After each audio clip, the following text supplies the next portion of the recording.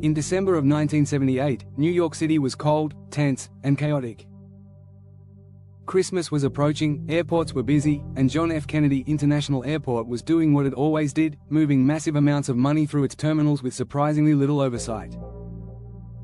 At the time, international airlines routinely transported millions of dollars in physical cash, foreign currency, and jewelry. There were no digital transfers, no advanced tracking systems, and very little coordination between airlines, banks, and airport security. One of those airlines was Lufthansa. The German carrier regularly flew in cash from overseas banks and U.S. military exchanges abroad. When those shipments arrived at JFK, they were briefly stored in a cargo building before being transferred to armored trucks. For a short window of time, millions of dollars could be sitting in an airport warehouse with minimal protection. Most people never noticed. One man did. His name was Louis Werner, a cargo supervisor at JFK. Werner wasn't a criminal mastermind. He wasn't planning a robbery. He simply understood the system and talked too much. He noticed that some Lufthansa shipments were poorly guarded, inconsistently logged, and often arrived late at night when staffing was thin.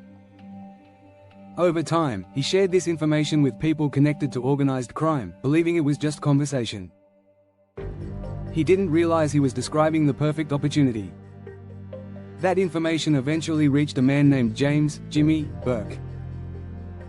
Jimmy Burke was one of the most feared figures in New York's criminal underworld. He was connected to the Lucchese crime family but was never formally inducted as a made man. It didn't matter. Burke commanded respect through intelligence, violence, and reputation.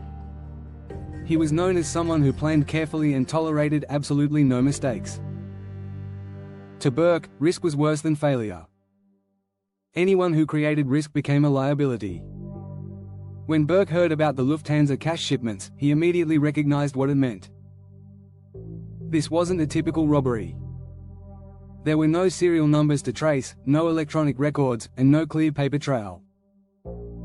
If done correctly, the money could disappear completely. Burke quietly began assembling a small crew of trusted associates.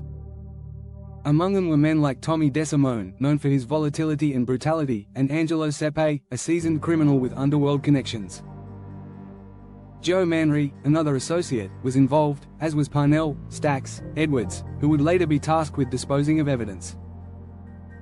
Burke kept the group small because fewer people meant fewer loose ends. On the night of December 11, 1978, the conditions were perfect. It was late. The weather was cold. Airport activity was low. During a narrow window of time, the crew moved through JFK and into the Lufthansa cargo area. There were no dramatic shootouts, no alarms blaring, no cinematic chase scenes. The operation was fast and quiet. Within a short period, the crew removed an estimated $5 to $6 million in cash and nearly $1 million in jewelry. At the time, it was the largest cash robbery in American history. By the time morning came, the men were gone, the money was gone, and the airport had no immediate answers. When employees arrived the next day, confusion quickly turned into shock. Law enforcement realized this was not a random theft. It required inside knowledge, precise timing, and confidence. The FBI was brought in, but investigators faced a major problem: the money was largely untraceable.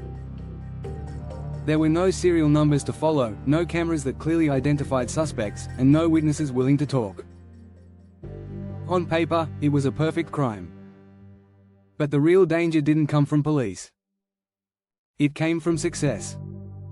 Almost immediately, paranoia set in.